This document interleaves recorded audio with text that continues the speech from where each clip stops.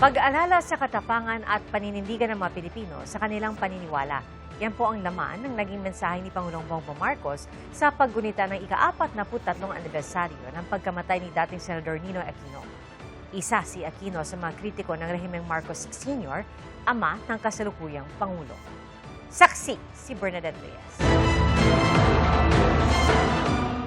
Payak pero makabuluhan ang paggunita sa 43rd anniversary ng pagpaslang kay dating Senador Ninoy Aquino.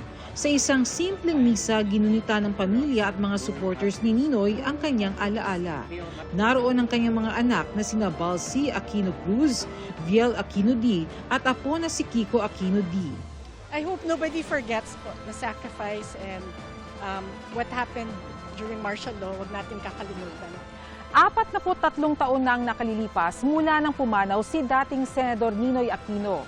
Pero mensahe pa rin ng pag-asa ang nais na ipaabot ng kanyang pamilya. Maski naghihirap tayo ngayon, sana lahat tayo huwag mawala ng pag-asa.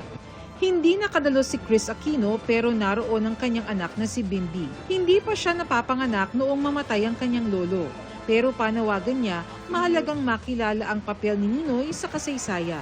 Research. There's a lot of videos of Lolo on YouTube. You'll really get to know him as a person. Just research and trust reliable sources. Isa si Ninoy Aquino sa mga kritiko ng rehimen ni Pangulong Ferdinand Marcos Sr.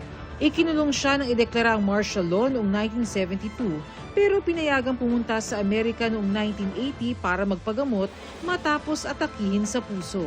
Matapos ang ilang taong self-exile, bumalik siya sa Pilipinas noong 1983. Pero pagkalabas ng eroplano, binaril siya sa ulo habang ine-eskorta ng mga tauhan ng Aviation Security Command. Sa NAIA kung saan pinaslang si Ninoy, nagkaroon din ng simpleng programa. May mga inialay na bulaklak sa marker ni Ninoy na inilipat sa arrival area ng Terminal 1. Sa mensahe naman ni Pangulong Ferdinand Marcos Jr., sinabi niyang sa paggunita kay Ninoy, pinapaalala sa atin ang katapangan ng mga Pilipino na manindigan para sa kanilang paniniwala. Tinukoy ng Pangulo ang mga bagong hamon sa ating demokrasya, ang disinformation, pagkakahati, kawalan ng tiwala at kawalan ng pakialam.